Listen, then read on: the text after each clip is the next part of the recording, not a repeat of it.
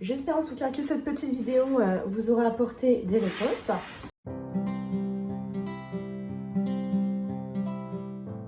Et voici donc le stérilisateur de la marque Baby Move. Donc comme son nom l'indique, il va vous permettre de stériliser tout ce qui va être tétine et biberon. Il se présente très simplement. Voici tout d'abord son couvercle, avec une petite ouverture juste ici à l'arrière, comme ceci. Donc qui va permettre de laisser échapper toute la vapeur d'eau. Donc faites très attention, c'est très chaud, hein. On évite de passer le bras. On évite aussi de le mettre dans une zone où potentiellement c'est mal aéré. D'accord, hein, par exemple là, hop, sous un meuble ou autre, faites attention. Mettez-le plutôt dans une zone où la vapeur pourra s'évacuer sans problème. Ensuite, vous avez également le bouton allumage arrêt. Voilà, allumage arrêt, très simple, hein, on-off, voilà. Et bien évidemment, le gros bouton pour pouvoir l'allumer par la suite. Donc là, il est complètement éteint, c'est normal. On va positionner maintenant donc, tous les petits gadgets dont on a besoin au quotidien, c'est-à-dire nos petits ustensiles, hop, les biberons, comme ceci ou alors comme ceci. Et bien évidemment, les petits supports tétines. Maintenant, vous pouvez très bien rajouter, pour faire ses dents, par exemple, voilà, des petites cuillères ou des petites choses comme ça. Ensuite, en termes d'entretien, il est très simple d'entretien, vraiment très facile. Hop, on va lancer la vapeur par la suite. Donc, niveau entretien, hop, tout est plastique, tout se détache. Il suffit de tourner et de repositionner. C'est très simple, en quelques secondes. Là, pareil. Donc voilà, que ce soit au lave-vaisselle ou à la main, ça pose pas de problème. Là, pareil, hop, on remonte vers le haut, ça se détache tout seul. Donc c'est très pratique, facile en nettoyage. Là, l'intérieur, vous pouvez également le nettoyer très facilement. Je vous conseille d'ailleurs de faire attention au niveau de la cuve intérieure. Là, moi j'ai eu du dépôt, hein. Avec le temps, j'ai eu du dépôt de calcaire. Donc, si vous pouvez le nettoyer peut-être avec du vinaigre. Je n'ai pas encore essayé à tester. Si vous avez des astuces d'ailleurs à ce propos, n'hésitez pas à me le mettre en commentaire. Donc là, vraiment, c'est la seule problématique, hein, comme tous les produits type bouilloire, etc. C'est vraiment le dépôt de calcaire. Ensuite, il faut savoir que également, sur le dessous, voilà, ça se détache très simplement. Vous faites attention, hein, de ne pas noyer quand même le moteur. On évite d'abîmer le produit. Vous pouvez le détacher, le nettoyer et le repositionner très simplement. Hop. Voilà, c'est réglé. Là, hop, c'est positionné. Tac. Comme ceci, le couvercle. Voilà. Vraiment, c'est très rapide, très pratique. Donc, cette fois, on va faire nous le test avec les biberons, les tétines. Au préalable, pensez tout de même à nettoyer, hein. Pensez tout de même à nettoyer tous vos produits.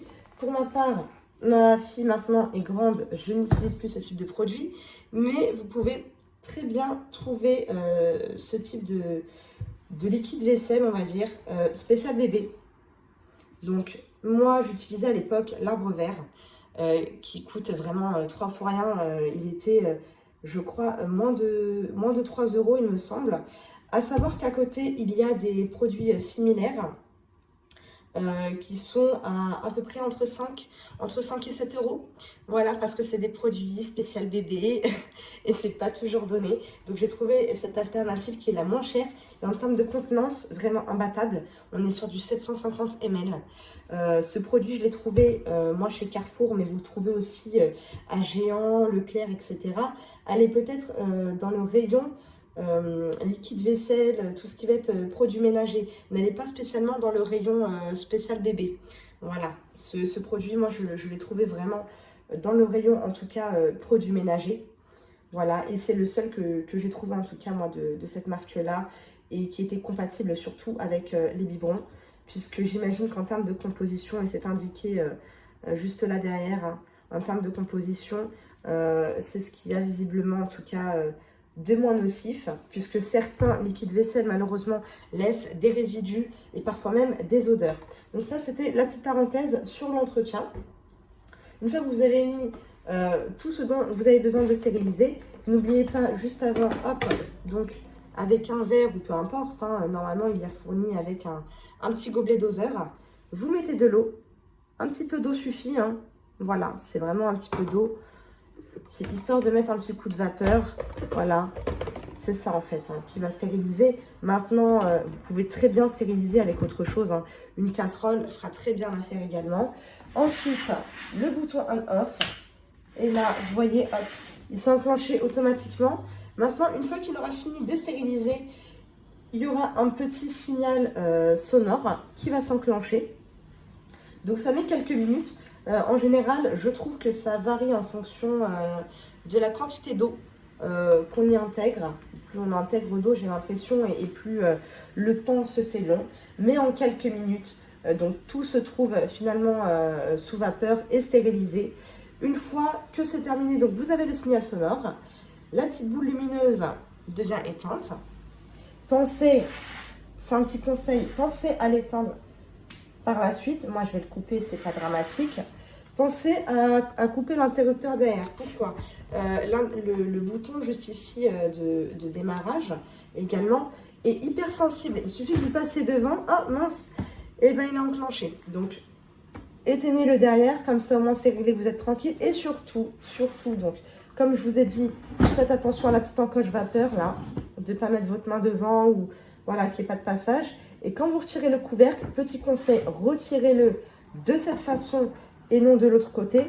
Voilà, déjà pour éviter de vous prendre une vague de vapeur, ce qui peut être dangereux hein, quand même. Maintenant, c'est pas non plus extrêmement chaud bouillant, mais on va éviter. Donc toujours vers l'extérieur. Et il faut savoir que donc là, avec la condensation, il va y avoir de l'eau hein, dans tout le pourtour. Ça vous permettra finalement, donc toute l'eau va s'évacuer tranquillement de cette manière dans l'intérieur. Voilà. Vous posez, vous récupérez. Maintenant, sachez que vos articles, enfin vos produits, pardon, vos produits seront encore humides après stérilisation. Hein. Ça ne sèche pas. D'accord? Il y a vraiment cette condensation qui va se faire.